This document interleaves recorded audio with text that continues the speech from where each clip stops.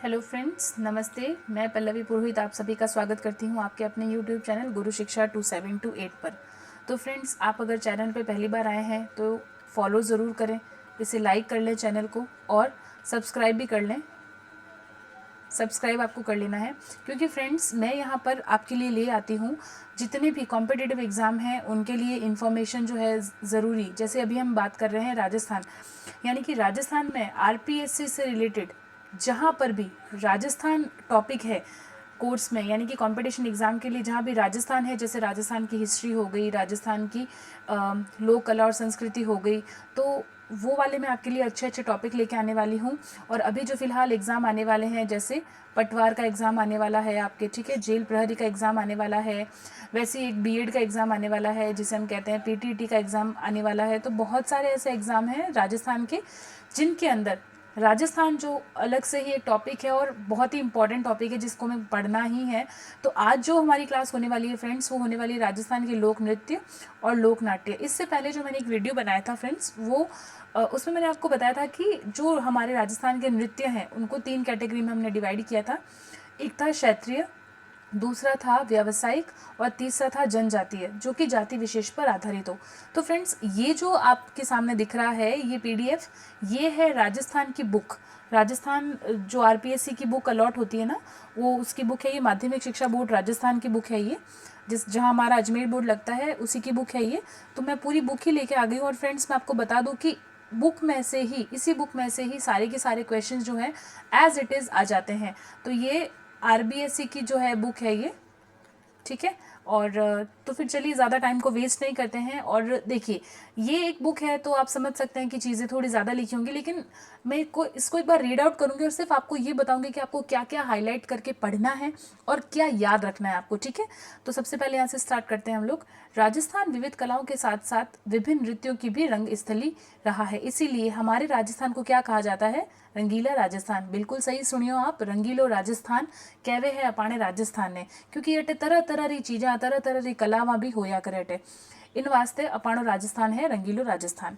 तो अब आगे बात कर लेते हैं। सरल हृदय ग्रामीणों द्वारा आनंद और उत्साह पूर्वक जब यहाँ के लोग आनंद में मग्न होकर और उत्साह से जब कोई नृत्य करते हैं तो उस नृत्य को कहते हैं देसी नृत्य, ठीक है। और इसी को नाम दिया गया है लोक नृत्य। लोक नृत्य में शास्त्रीय नृत्य की तरह ताल और लय ये ज़रूरी नहीं है, इनके जो स्टेप्स है उसको फॉलो करना ज़रूरी नहीं है कि आपकी जो है ताल लय सब कुछ ठीक होना चाहिए, है ना। नोट का ध्यान नहीं रखना पड़ता है। जो आम जन होते हैं ना, वो इन लोक नृत्य में मानव जीवन को चित्रण करते हैं, यानी कि वो मानव जीवन की रूपरेखा को बताते हैं। लोक उत्सव पर, तीज पर, त्योहारों पर, इन सभी के अवसरों पर, मेले पर, लोकानुष्ठान आदि अवसरों पर लोक नृत्य किए जाते हैं, ठीक है। अलग तरीके की, हर अलग नृत्य की एक वेशभूषा होती है। जैसे आप देखते हैं कि घूमर में राजपूती जो ड्रेस है वही पहनी जाती है। कच्छी घोड़ी अगर नृत्य है तो वहाँ पर घोड़ी जो है मतलब कास्ट के यानी कि लकड़ी की घोड़ी ही बनाई जाती है। तो हर नृत्य के लिए अलग से वेशभूषा भी होती है। लोक नृत्य पर प्रदेश की भौगोलिक स्थिति, सामाजिक बंधन इत्यादि का प्रभाव रहता है। सुप्रसिद्ध कला मर्मज्ञ एवं उदयपुर के लोक कला मंडल। अब देखिए यहाँ से ही सवाल बनेगा, लोक कला मंडल यानी कि लोक कला मंडल कहाँ है? तो आपको ये ध्यान रखना है, ये उदयपुर में है। इसके संस्थापक कौन है? इनके संस्थापक है देवीलाल सामर, जो कि अब इस दुनिया में नहीं है। और मैं आपको बता देती हूँ कि देवीलाल सामर जी जो कि संस्थापक हैं लोक कला मंडल के, ये खुद एक कठपुतली जो है करते थे। कठपुतली इनका मतलब कठपुतली ये दिखाते थे और इनको पद्मश्री से भी नवाजा गया है। इनको पद्मश्री से भी नवाजा गया है। पपेट शो करते थे ये, ठीक है। और भौगोलिक विशेषताओं के आधार पर 3 भागों में बांटा गया। तो देखिए, जो देवीलाल जी सामर थे उन्होंने नृत्य को पहाड़ी, राजस्थानी तथा पूर्वी मैदानी 3 भागों में बांटा है। कुछ लोक नृत्य राजस्थान के क्षेत्र विशेष की पहचान बनाए जाते हैं। जैसे मैंने लास्ट वीडियो में बताया था, मारवाड़ का है, शेखावटी क्षेत्र का है, ढूंढाड़ क्षेत्र का है, हाड़ौती क्षेत्र का है। तो यहाँ हम बात कर लेते हैं अब अलग अलग नृत्यों के बारे में, और यहाँ उस नृत्य के बारे में पूरी जानकारी भी दी गई है। जैसे गेर नृत्य की बात करते हैं तो लास्ट वीडियो मैंने आपको बताया था कि गेर जो है वो मेवाड़ की फेमस है, ठीक है। तो गेर देखिए मेवाड़ और बाड़मेर क्षेत्र का प्रसिद्ध लोक नृत्य है, ठीक है। इसमें होली के अवसर पर पुरुष लकड़ी की छड़ियाँ लेकर, तो ये आपको पता होना चाहिए कि लकड़ी की वो लंबी लंबी छड़ियाँ लेकर गोल घेरे में नृत्य करते हैं। एक गोल बनाते हैं घेरा और उसमें वो डांस करते हैं। गोल घेरे में नृत्य के कारण इसीलिए इसका नाम क्या दिया गया है, गेर नाम दिया गया है। गेर करने वाले गेरिये कहलाते हैं। जो गेर करने वाले लोग होते हैं उनको कहते हैं गेरिये। ठीक है। मेवाड़ व बाड़मेर की गैर जो है वो नृत्य की मूल रचना समान है। मतलब कि जो अभी भी कह सकते हैं कि ऐतिहासिक विरासत को अभी संजोए हुए हैं वो है मेवाड़ और बाड़मेर की गैर। इनमें चाल व मंडल बनाने की क्रिया का अंतर होता है। जैसे मेवाड़ की थोड़ी डिफरेंट है, बाड़मेर की थोड़ी डिफरेंट है, लेकिन हमें ध्यान रखना है कि गेर नृत्य कहाँ का प्रसिद्ध है, मेवाड़ और बाड़मेर का। अगर ऑप्शन में सिर्फ मेवाड़ है तो हमें मेवाड़ पे जाना है, अगर ऑप्शन में सिर्फ बाड़मेर है तो हमें बाड़मेर के साथ जाना है। अगर दोनों ही ऑप्शन में अवेलेबल है, क्योंकि एग्जाम में देखिए एमसीक्यूज ही आते हैं क्वेश्चन में, तो अगर दोनों ही है तो हमें दोनों ऑप्शन के साथ जाना होगा। ठीक है। और गेर नृत्य के अंदर जो प्रमुख वाद्य यंत्र काम में लिए जाते हैं वो है ढोल, बांकिया और थाली। ठीक है। कहीं पर इसमें मांदल भी यूज़ किया जाता है। तो ये हुई गेर नृत्य के बारे में बात। और गेर कहाँ की फेमस है मैं बार बार रिपीट कर रही हूँ फ्रेंड्स, ताकि आपको अच्छे से याद हो जाए। ओके। अब हम बात करने वाले हैं गींदड़ नृत्य के बारे में। गींदड़ नृत्य, ये देखिए, जैसे ही गींदड़ वर्ड आए शेखावटी। अब शेखावटी क्षेत्र में आप गींदड़ को गीदड़ वर्ड से याद रख सकते हैं। देखिए, हमें कोई भी चीज़ को ट्रिक से याद करने की ज़रूरत होती है। ओके। तो शेखावटी क्षेत्र का प्रसिद्ध है गींदड़। तो शेखावटी क्षेत्र में क्या प्रसिद्ध है, गीदड़, आप ऐसे भी याद रख सकते हैं। ठीक है। ये कब किया जाता है, ये होली के दिनों में किया जाता है, ये हमें पता होना चाहिए। और ये कब तक चलता है, 1 सप्ताह तक चलता है, पूरे 7 दिनों तक चलता है। गींदड़ नृत्य कहाँ का है, शेखावटी क्षेत्र का है। और होली के समय पर ये 1 सप्ताह तक चलता है। अब कैसे होता है ये, नगाड़े की चोट पर पुरुष अपने दोनों हाथों में डंडों को परस्पर टकराकर नृत्य करते हैं। तो अब इसमें क्या ध्यान रखना अपन को, ये पुरुष वर्ड ध्यान रखना है कि ये पुरुषों द्वारा ही किया जाता है। ओके। यह विशुद्ध रूप से पुरुषों का नृत्य है। देखिए, आ गई ना, हाईलाइट हो गई ना ये बात यहाँ पर। तो हमें ये ध्यान रखना है कि जो गींदड़ नृत्य है वो पुरुषों द्वारा ही किया जाता है। क्योंकि ऐसे भी एग्जाम में क्वेश्चन आते हैं फ्रेंड्स कि गींदड़ नृत्य किया जाता है पुरुषों द्वारा, स्त्रियों द्वारा, या पुरुष और स्त्री दोनों के द्वारा, या फिर इनमें से कोई भी नहीं। ठीक है। तो फिर हमारा ऑप्शन क्या रहेगा यहाँ पर, पुरुषों के द्वारा ही किया जाता है गींदड़ नृत्य। ओके। देखिए, गेर में भी अपन को ये हाईलाइट कर देना है कि ये पुरुष गेर भी जो है वो पुरुषों के द्वारा ही किया जाता है, गेर नृत्य भी। तो अभी तक हमने जो दोनों पढ़े हैं, गेर और गींदड़, ये दोनों ही नृत्य जो हैं वो पुरुषों के द्वारा किए जाते हैं। अब हम बात कर लेते हैं कि इस नृत्य में जो वाद्य यंत्र यूज़ हो रहे हैं, हम बात करें गींदड़ नृत्य की, तो इसके अंदर ढोल, डफ और चंग, ये तीनों चीज़ें। अब इस पूरे पैराग्राफ में हमको क्या याद रखना है, एक तो ये पुरुषों के द्वारा किया जाता है, एक ढोल, चंग और डफ, ये तीनों इसके अंदर वाद्य यंत्र काम में लिए जाते हैं। कब किया जाता है, होली के समय किया जाता है। तो हमें ये याद रखना है कि हाँ भाई, होली के समय किया जाता है।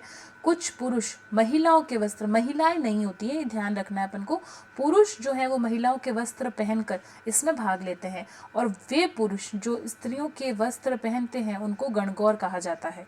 ओके। स्वांग रचना आपको पता है क्या होगा, जैसे इंसान है, अगर भगवान विष्णु के कपड़े पहन लिया, जैसे हाथ में विष्णु चक्र ले लिया उन्होंने, या ब्रह्मा जी का स्वरूप धारण करना है, तो स्वांग में क्या मतलब है उसका, जैसे ब्रह्मा जी का रूप धरना है उनको, तो 3 मुंह लगा लिए उन्होंने, है ना, और हाथ में कमल ले लिया, तो ये एक तरीके का स्वांग है। ठीक है। तो इसको स्वांग कहते हैं। तो गींदड़ नृत्य के अंदर जो है स्वांग रचे जाते हैं। इनमें क्या क्या बनते हैं, तो यहाँ पे कुछ किरदार भी बताए गए हैं। साधु, शिकारी, सेठ सेठानी बनते हैं, दूल्हा दुल्हन बनते हैं, सरदार, पठान, पादरी, बाजीगर आदि। अभी आप देखते भी होंगे कि बहुत सारे मेले निकलते हैं, उसके अंदर भी बहुत सारे स्वांग रचे जाते हैं, है ना। तो यहाँ फिलहाल हम बात कर रहे हैं गींदड़ नृत्य के बारे में। तो देखिए, अभी अभी हमने देखा गेर नृत्य, जो कि मेवाड़ और बाड़मेर में फेमस है, प्रसिद्ध है वहाँ का, और पुरुषों के द्वारा किया जाता है। गेर नृत्य के जो वाद्य यंत्र हैं वो हैं ढोल, बाकिया और थाली। फिर से रिपीट कर देते हैं गीदड़ को भी, फिर आगे चलते हैं कच्ची घोड़ी की तरफ। गींदड़ नृत्य जो है वो शेखावटी क्षेत्र का है और होली के समय पे किया जाता है, 1 सप्ताह तक चलता है। ये पुरुषों के द्वारा ही किया जाता है, और जो पुरुष महिलाओं के वस्त्र पहनकर ये नृत्य को करते हैं उनको गणगौर कहा जाता है, और इसमें स्वांग रचे जाते हैं। ठीक है। अब हम आगे चलते हैं कच्ची घोड़ी नृत्य पर। तो सबसे पहले हमने देखा था वो था गैर नृत्य, मैं यहाँ नंबरिंग कर देती हूँ। सबसे पहले हमने गैर नृत्य देखा, फिर हमने गींदड़ देखा, और अब हम देख रहे हैं कच्ची घोड़ी नृत्य।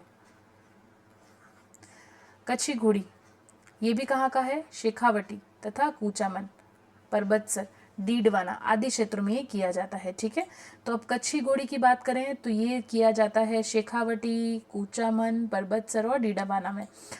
ये यहाँ का व्यावसायिक लोक नृत्य है। जैसा कि मैंने लास्ट वीडियो में बताया था कि व्यावसायिक का मतलब क्या है कि ये इनके कमाई का साधन भी होता है। ये लोग ये नृत्य करके अपने घर भी चलाते हैं। ठीक है, तो व्यावसायिक का मतलब व्यवसाय के रूप में इसको काम में लिया जाता है और यह विवाह के अवसर पर किया जाता है। कब किया जाता है तो देखिए ये भी हाईलाइट हो गया है। कच्छी घोड़ी नृत्य कब किया जाता है, विवाह के अवसर पर किया जाता है। ये एक व्यावसायिक, देखिए ऑप्शन में ऐसे भी आ सकता है, 4 नृत्य दे देंगे आपको, गेंदड़, गैर, घूमर और कच्छी घोड़ी। इनमें से कौन सा व्यावसायिक नृत्य है, तो व्यावसायिक यानी कि जो कमाई का साधन है वो है कच्छी घोड़ी नृत्य। ठीक है, यह नृत्य ढोल व थाली, मतलब इसमें जो वाद्य यंत्र काम में लिए जाते हैं वो ढोल और थाली काम में लिए जाते हैं। तो इसमें आप उनको क्या ध्यान रखना है कि इसके जो वाद्य यंत्र हैं वो क्या है, ढोल, थाली, और ये एक व्यावसायिक नृत्य है। ये कब किया जाता है, ये किया जाता है, जस्ट अ मिनट, ये किया जाता है विवाह के अवसर पर। ठीक है, और अब बात कर लेते हैं, नर्तक जो है वो विरोचित वेशभूषा धारण करके तलवार हाथ में लेकर काठ व कपड़े से बनी घोड़ी, तो वो जो घोड़ी है काठ यानी लकड़ी और कपड़े से बनी घोड़ी होती है, उस पर सवार होकर वो क्या करते हैं, नृत्य लेते हैं। और हाथ में क्या लिया होता है उन्होंने, तलवार ली होती है। तो ये बातें अपन को कच्छी घोड़ी नृत्य के बारे में ध्यान रखनी है कि जो घोड़ी है वो लकड़ी और कपड़े से बनी होती है और हाथ में उनके तलवार ली हुई होती है। और ये जो है कच्छी घोड़ी नृत्य विवाह के अवसर पर किया जाता है। और कहाँ कहाँ का है ये, कहाँ फेमस है ये, शेखावटी, कूचामन, परबतसर, डीडवाना। ये एक व्यावसायिक नृत्य है। फ्रेंड्स, अगर आपको ये चैनल अच्छा लग रहा है या अगर आपको इन्फॉर्मेटिव जो भी बात है अगर इन्फॉर्मेटिव लग रही है, आपको लग रहा है कि ये वीडियो हमारे लिए इन्फॉर्मेटिव है, तो फिर आपको क्या करना है, आपको चैनल को लाइक कर लेना है, सब्सक्राइब कर लेना है, ताकि मैं आगे और बहुत सारी वीडियोज़ लेकर आने वाली हूँ आपके लिए। तो आप इसे लाइक ज़रूर करें। और नेक्स्ट वीडियो में जो है हम बात करेंगे चंग नृत्य के बारे में। ऐसी कैसी ये पूरी बुक, जैसे जितने भी चैप्टर्स हैं इसके अंदर मैं वो सब आपके लिए लेकर आई हूँ। तो आपको क्या कर लेना है फ्रेंड्स, आपको चैनल को लाइक कर लेना है, शेयर कर लेना है। जैसा कि मैं आपको बता चुकी हूँ, गुरु शिक्षा 2728 को मैं पल्लवी पुरोहित आपके लिए अच्छे से अच्छा कंटेंट लाने की कोशिश करूँगी। I hope you like the video. Thank you so much for watching.